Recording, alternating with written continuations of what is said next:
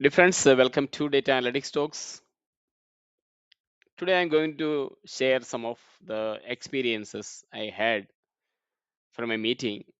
It was a meeting to meet and listen to some of the IT professional from other companies, outside companies than our own company, and to just know what is going around.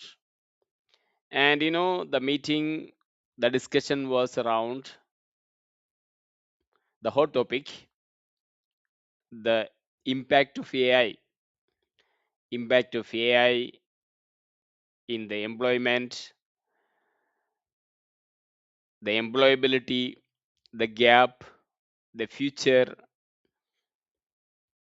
and where we will be striking the balance, what jobs are going to go away, what jobs can replace the existing jobs.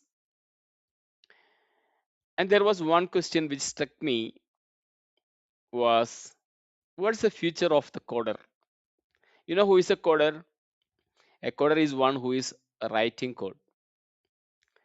Up until 1 or 2 years ago, in any project, the coder has a big role to play,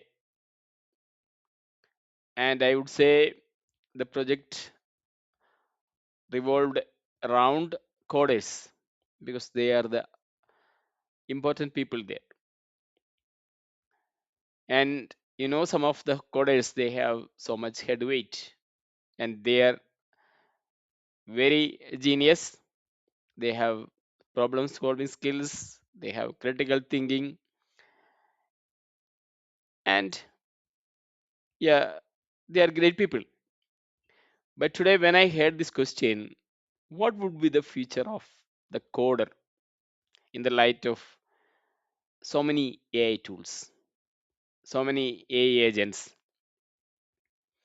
And one of the CEOs told almost 90% of the jobs are going to go away from this coding. That means by 2030, almost just 10% of the coding job may remain. The 90% of the code is going to go away.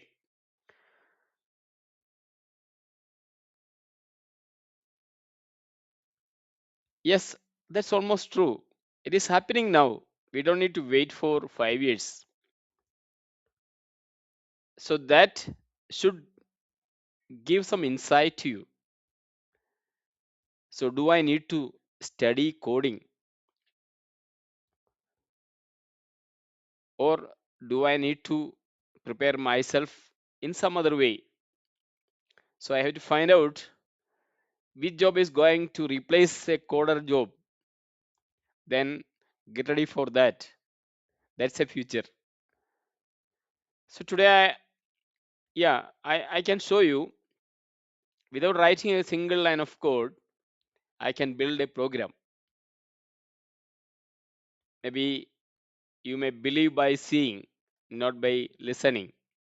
So I will be using um, GitHub Copilot. I can use Visual Code. I will uh, define a business requirement. I will try to show you how this Copilot is generating code for me. Since I am from a data analytics background, data engineering background, or data architecture background, I will take a use case related to data engineering. Okay, let's look into the demo now. Then I want to listen from you. What's your take? How much you are prepared for tomorrow? So when I say AI is going to replace, it's already started replacing. We are little late, I would say. So let's see this and decide how I should proceed. Thank you. So here is my Visual Studio Code. Let me open a folder. Let me open a folder called AI agent. Okay, this folder is empty. Nothing is in this folder.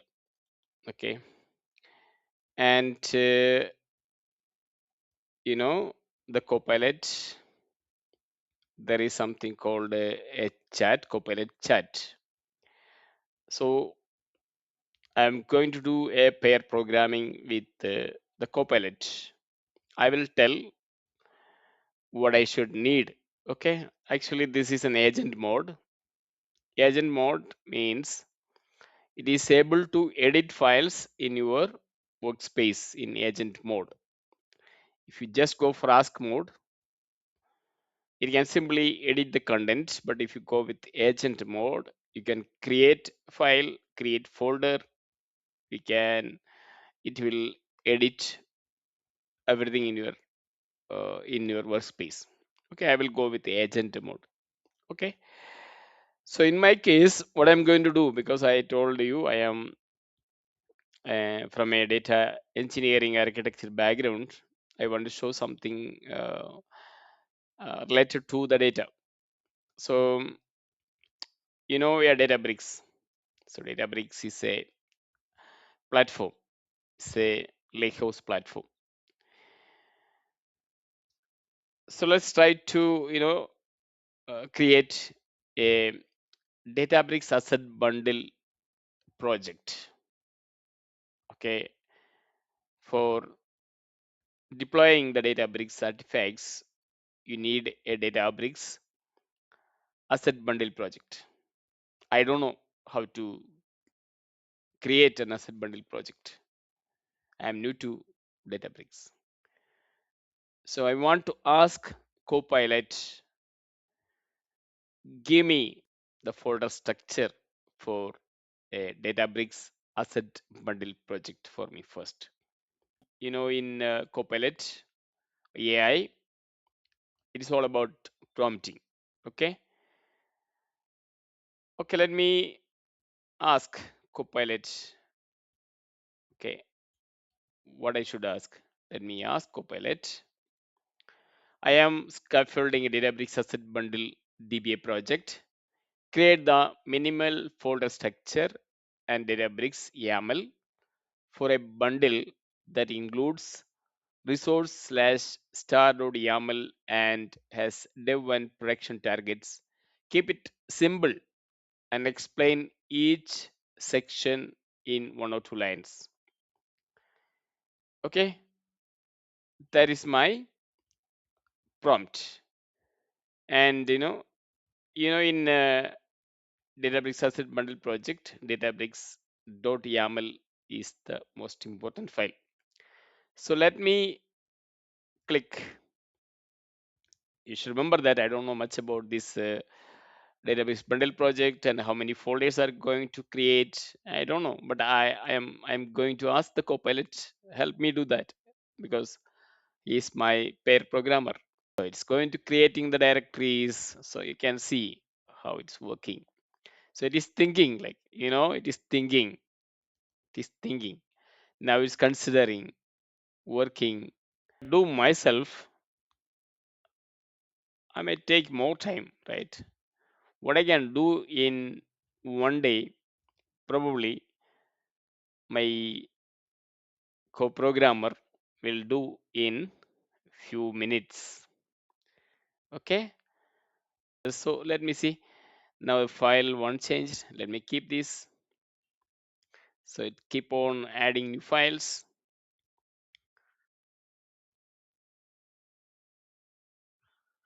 See, now again it is created the Databricks.yaml, sample.resource.yaml. See, let me go and see the agent. You can see that the Databricks asset bundle project, it has a YAML. So you can see the basic structure of the Databricks YAML file. Okay. Now, without any knowledge of the Databricks, this much is complete. Okay. So now let me go. I want to I want the prompt to add a job resource. So I'm going to provide a prompt, create a resource slash job YAML for a database asset bundle. Add one job with a single task that runs a Python file under source. Minimal cluster definition, small, clear naming, keep it simple and compatible with being included from a database YAML. Okay, let me send the prompt. I'm not writing a single line of code, but the Copilot is giving me everything. It is generating. See, it's generating the. Let me keep this file. So it's created a main.py file. It's created a jobs.yaml file, and this is done. Let me go back. Let me go to source folder. I can see a main hello from dab job. I just send some more code prompt. Create a simple Python script under source that prints a message and writes small data frame to a table. Let me ask this. It is creating file. It's creating the file.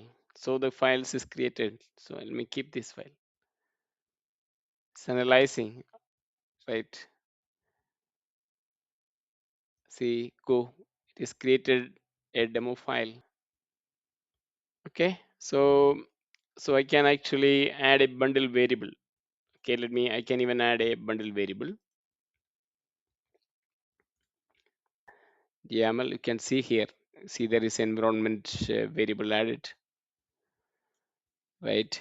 The environment. So it also provide you the the steps to do the things like you can even add a requirement file, requirement.txt file. So it will analyze all these packages, all this code. Then it is creating a requirement file, right? Let me see a requirement file. Here it is a requirements. So it needs Panda, PySpark. I think I have taken just 5 minutes to build a Python program. It's only Python. Any language you can ask, it can give you. So that means even without knowing a language, if you have natural language, if you have the functional requirement, if you know how to use an AI tool, it is there. The time, if you have taken a 1 week to build a small program with the help of AI tool, you can build in hours or even less than that. But for sure, the coders will exist. But if we have 5 coders today, probably it will end up in 1 or 2 coders tomorrow. That's fast. That fast we are moving. Thank you.